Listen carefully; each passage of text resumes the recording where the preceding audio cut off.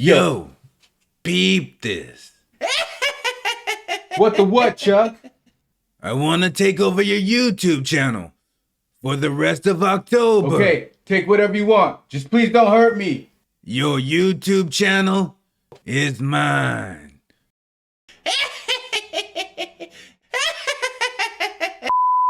Well, Heidi ho! That's right, your pal Chucky is back. And like I said several times before, I'll say it again. I still got Ticket Tyrone locked in the basement. And I just want everyone in the YouTube world to know that I want to do something special for the women. Because Chucky realizes that at least 25% of his viewers are females. That's right, at least one of the 4 viewers are a woman. So today, I'm gonna be reacting to an Ultra Beauty podcast to learn a little bit about womanhood. The beauty of Girlhood with Dylan Hi Mulvaney. friends, I am David Lopez and I've had many titles in my life. I've been called many things. Beauty content creator, celebrity hairstylist, gender fluid hottie. What exactly is gender fluid? It sounds disgusting. Ugh. Remember, I'm from the 80s and 90s. This is what it must be like getting old. These crazy kids and their slang. Today, I am your host. Today's guest has gone viral with her TikTok series, 100 Days of Girlhood, which I guess now is just Days of Girlhood. And today we're on 167. Welcome, Dylan Mulvaney. Hello. I keep hearing she and her and girlhood, but I don't see no girls. And what's with this 167 days of girlhood? They don't look that young. I mean, that's like a 6-month-old baby or something, right? They look more like 40,000 days of trauma. So I'm only really 2 years into identifying as gender fluid. And at first I was like, I'm non-binary and then gender fluid. So really what felt right for me. So you want to This porridge is too cold. This porridge is too hot. This porridge is just right. before we get into some of the fun stuff, I have to kick it off with something a little bit heavier. Okay. Just to get it out of the way. I'm ready. Are you ready? Yeah, heavy. Okay. Canopy beds. Do we love them or do we hate them? Okay, listen. Tell us the story of a canopy bed. And When are we gonna get to girlhood? And all that secret of beauty and meaning of beauty of... Why are we talking about canopies? And where's the women?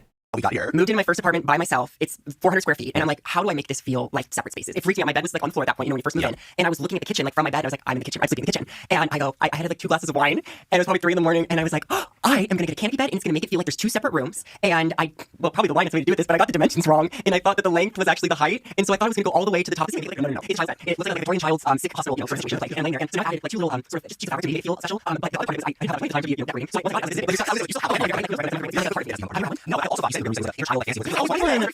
Well, I think that's why we really relate to each other, is on the idea of femininity. Yeah. And like, I'm doing all the things that I always wanted to do, and it feels I feel like they relate to each other because they're both acting crazy.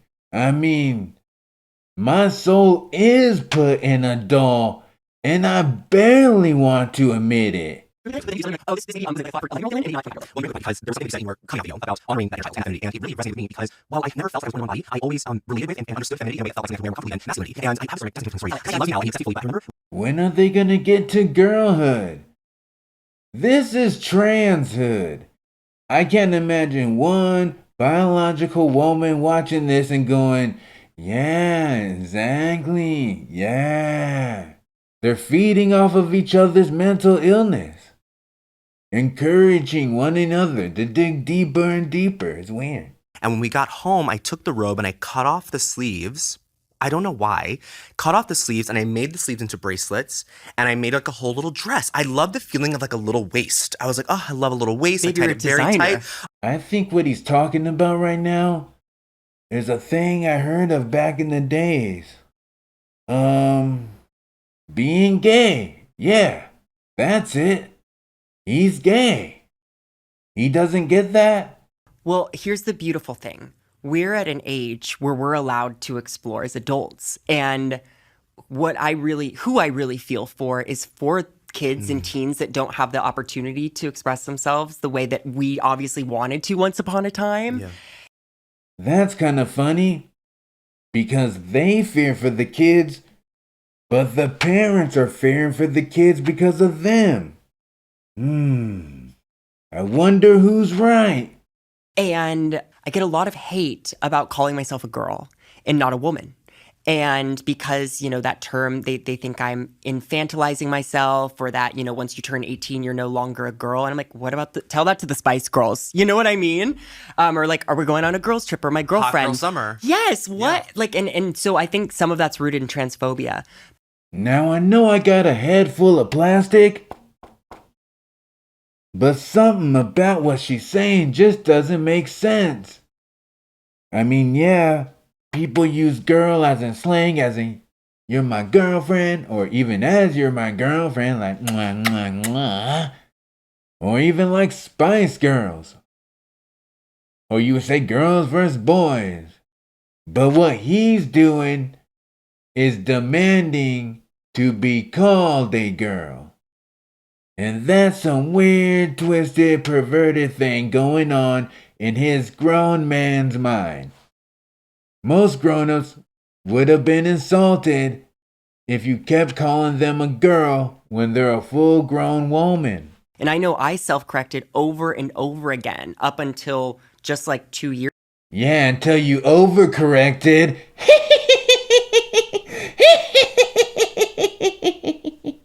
I don't think beauty for me is like an end goal, or like a one thing, a one look, or a one specific moment. It's the ever-changing potential to see myself in a light that makes me really happy. Yeah. Well, maybe we're just misjudging him. Really, all he needed to be happy was some lipstick, some eyeliner, and some foundation. Probably a wig. Maybe later a boob job, I don't know. And then, and only then, will he be ultimately happy. Maybe this world is just a bunch of bigots and transphobes. That's so special. And I mean, it's one of the many reasons I love you and adore you and what you do. Thank you. And why people, I think, relate to you, because there's this idea and this concept that Only 1% of people relate to her. Congratulations. why people, I think, relate to you, because there's this idea and this concept that we as queer people. Excuse me, one more question. Remember, I'm the 90s killer doll. Well, 80s too, but kind of started fading out a little bit in the 90s. Know what I mean? How come you can't say the bag word, but you can say queer? I remember people saying queer in the negative content. Can anyone explain that, please? We are the stewards of change of this new world, because we are willing to live our life joyfully through adversity and willing to love ourselves despite the world telling us we shouldn't. When did the world tell them they shouldn't love themselves? I think that's the number one rule, right behind God. Oh. Every trans journey looks different. Yeah. And the way that people choose to come out always looks different. But you chose to bring us along with that on that journey. What was that decision like for you? Or did you ever have a moment where you ever at an impasse of like, am I going to share this vulnerability? So You guys remember the saying, does a bear shit in the woods? Well, here's a new age one for you. Do trans people love attention? Of course she would put this journey out there. She wants to be a hero, doesn't she? Accidental. What happened was I had made a video on I made a really sweet coming out video, and the next day I was like, So far she accidentally made a coming out video. Let's see what happens next. oh, because I do stand up comedy, and I was like, oh, I'll make something funny. So I was like, day one of being a girl, and it blew up in a way that I was like, oh my God, and then Notice she didn't say what she put the video out on. It was probably TikTok or some Instagram. Can you put videos on Instagram? Again, 80s, 90s. There was no accident about it. She made a video and put it out. Simple. Why lie? You love attention. actually got a lot of backlash from that one because I was kind of joking about some of the stereotypes of being a woman, and people said, you have no right to be making those jokes. And then there was it got complicated. I was like, ah! So How is there stereotypes of a woman if anything can be one? you see like these incredible trans people that I want to be, but I was like, how the heck do I get there? And I was a little closer because I had already been non-binary. So I was already exploring femininity in a new way. I was growing my hair out. I was Does this go in stages like non-binary, then trans, then cat? You know, usually I'm really good at explaining these things away, but right now, Chucky is really confused. Thank God I was in therapy before all this because now I'm having to like reprocess a lot of things, and also I haven't had time to process because I'm simultaneously, blowing up in my career, social media, yay. I'm pretty sure trans people are always processing. Anytime you go against God's design, you go through a lot of processing. Trust me, I know from experience. In March, actually, I just told you I was going to go work at a bookstore, and I was going to go privately, transition for a few months to a year, tell my agent, stop, I was an actor. And I was like, oh, maybe don't submit me for a while until I'm passing. She makes transitioning seem like you're becoming a werewolf and gotta hide in a cave somewhere. That has been the craziest part, is the fact that I haven't even had any of my procedures done yet, and people were still ready to see me as a woman, see me as a girl. So she still has no parts? Man, am I even considered crazy anymore? Are you guys even scared of me anymore? What has this world come to? looking back, I don't think that social media and transitioning is like the healthiest pairing, but I'm so happy to do it because I know that it's part of why I'm here. Because it gives you attention. Just say it. You'll feel much better. I promise. And I've learned so much from TikTok. Like, I feel like, it's like school. It's like a fifth year of college. I agree. TikTok is one of the best ways to get your knowledge. If you sit there and just make sure you believe everything on TikTok, you'll be a genius. Take it from the 40-year-old girl in the red dress with her no parts. I don't know if you experienced this, but when you start living authentically, and then it's such a buzzword, like authentic.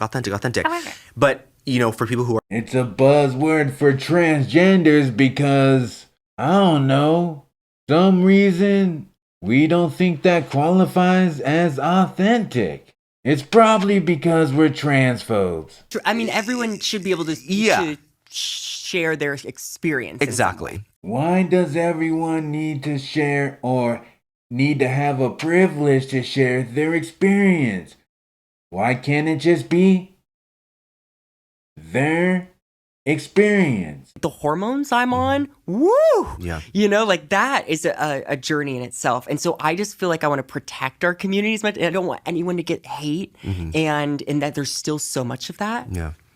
I have to say... Where's the trans community at? Is it in California? Texas? Africa? China? Hollywood? Hollywood. And I'm ready to evolve. Like, how scary to stop being willing to evolve and to change. I don't think she gets when we evolve and change, we mean mentally and growth as a person, not our bodies and our genders. Not our bodies and our genders. Well, unless we're fat, then we could go to the gym and get in better shape or something. Or maybe you're not taking care of your skin correctly and you can get some real nice moisturizers and just, rub it on your cheeks or something. They take it, a little too far. The hotel this week, like the guy checking me in kept calling me sir. And I was like, babe, like I'm in like full beat right now. Like what's going on? And I truly do not believe it had anything malicious. I think he just wasn't present. Right. He wasn't with me. He wasn't on this journey with me. He was fully present, not with you, but with reality. He saw a dude, said sir, end of story. He didn't know you were mentally ill. And just for some advice, for now on, you should be present in reality. And not so much on this so-called journey. At least when it comes to socializing with others in public and strangers. Do you correct people in the moment? See, there it goes. I'm such a people pleaser. I'm like, I don't want to upset anyone. Yeah. You won't upset anyone. You might annoy someone, but they'll be fine. And it was your first appointment to talk about hormones. That was while I was non-binary. There she goes with the metamorphosis again. When she was non-binary, then she went back into the cave and came out as transgender, but still with her man no parts. There were still moments of my life that I thought initially would be taken away. I was like, oh, well, I'll never be a parent now. Or, oh, I'll never, be able to play this role that I always wanted to play when I was a boy, my dream role. Or at least there she admits it's a role she's playing. So as you notice, they go in and out of this reality. And this is why they're always processing what's going on with their sexuality and gender. And now I know I can find love. I know I can still be a performer. I know that I want to have a family. I want to be a mom one day. And I absolutely can. How would she be a mom? I mean, she could adopt and be a trans foster mom. Or she could be a step trans mom. But she'll never know what it's like to be a woman. I think what's so cool about my journey that I'm really happy about is that I was non-binary and I had that they, them pronoun. I still go by she, they because the they still feels good. Oh, the they still feels good. That's really nice. Everyone wants to feel good. I should figure out what feels good to me. Is there any part of you that feels like you're still grieving something? Is there any part of you that you're still kind of processing that? Or of course. Whenever you're playing with the devil, you're always gonna be processing. Because I didn't see trans people on Broadway. Like, I think I saw Peppermint in a musical, which I loved. But how does she know it? How does she know if she saw a trans person in Broadway? If you can't tell the difference. Now I look back and I was like, oh my God, all the opportunities waiting, and how cool that the world waited for me to find my girlhood, to find this gender so that they could really introduce me to everyone. And I know I'll play a girl one day on a stage. I'm not worried about that anymore because that's always that's what was supposed to happen. The narcissism is real. The whole world waited just for her to transition. But then the other thing too, for me personally, was the intersection of my race and my gender, because part of me hiding my gender identity, I also was hiding my race by straightening my hair and aligning myself with whiteness. What? I have lost count of how many black women have weaves or permed their hair or hot iron their hair to be straight. When transgenders go on their journey, Do they block out what's going on all around them at the same time? You know, and it's so sad that we basically just listed off all these fears that we believed, that things we couldn't have or that we'd have to give up. And now it's like, I feel like what we're trying to do is undo those things for like, hopefully the next generation. It's like, babes, you can have it all. You know, like you can literally have it all. And last time I checked, life never lets you have it all. trans should not be a chore. It should be like a celebration. Why should it be a celebration? Why should any sexuality be celebrated? It's one of the few moments that I actually had euphoria growing up because I got to live the fantasy, and I grew up like dancing on the coffee tables to Wizard of Oz in my aunt's house and saying again. And that's what I think we need to make sure that children have multiple moments like that, or every day finding a little something like that, because I only got that was like one, few and far between, babe. Basically, he was a boy obsessed with fantasies and took it too far and couldn't get out of it.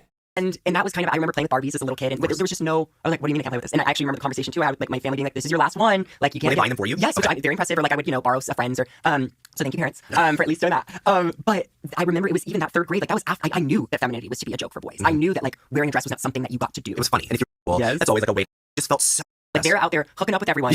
Okay, I just had to stop the video because at this point, it's boring, annoying, and really has nothing to do with girlhood. This world is absolutely ridiculous.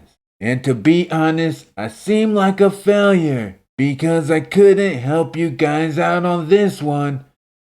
I'm really confused. Ultra Beauty Girlhood just has two guys talking about transitioning. Where's the girlhood? What did I just watch? Anyways, well now, will you guys please hit that bell? I've asked so many times, pretty please. And also, hit the thumbs up to say you liked my video. And also, please subscribe. I need mucho more subscribers. And remember, I'm your friend to the end. Day and night. Keep it real, keep it real, keep it real.